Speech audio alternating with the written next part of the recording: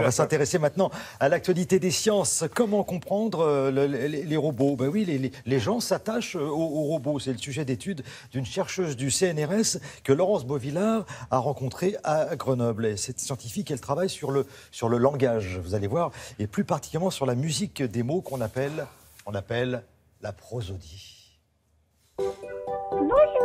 De plus en plus souvent, nous communiquons avec les robots. Dans un laboratoire de Grenoble, on étudie comment les robots devraient nous parler pour que nous les aimions. Maintenant, ici à votre service. Pour cela, on utilise les bases du langage humain, la prosodie. C'est en quelque sorte la musique sans les paroles. La prosodie, c'est toute la musique qui, pendant qu'on parle, supporte tout ce qu'on fait avec les mots.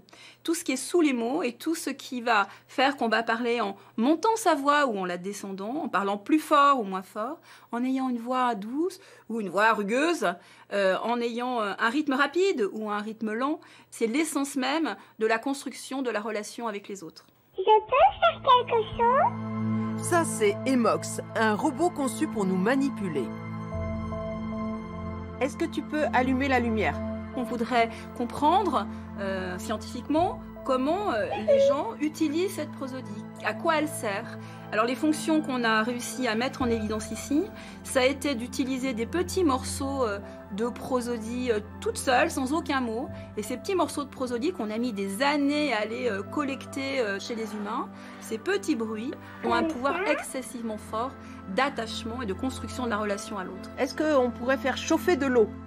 Oui.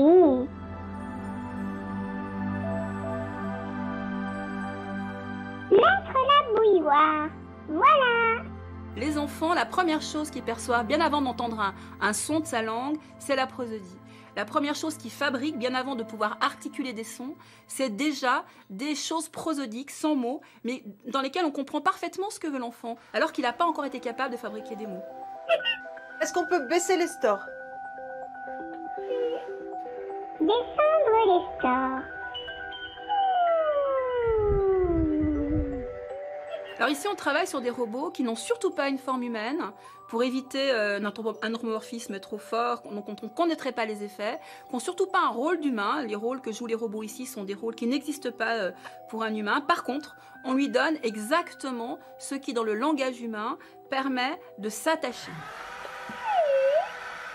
Il commence à y avoir quelques études pour essayer de comprendre comment, en clonant des morceaux d'interaction naturelle de l'humain, on va avoir des effets que pour l'instant aucune science humaine n'est capable de vraiment comprendre. On ne sait toujours pas pourquoi certains grands hommes politiques ont du charisme, pourquoi votre vendeur de voiture, ce vendeur-là va vous vendre une voiture et pas celui qui est à côté de lui.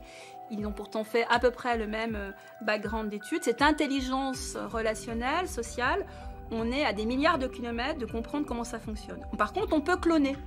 Quand on clone sans savoir les faits, c'est effectivement dangereux. Au revoir.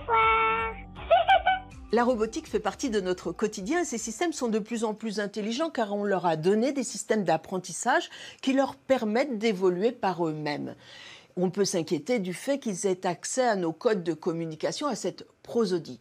Mais sachez que si un jour votre téléphone portable vous dit d'une voix suave « je t'aime », eh bien ce n'est pas vrai car ça, ils ne savent pas encore le faire. Eh ben, c'est dommage. Voilà. Merci beaucoup.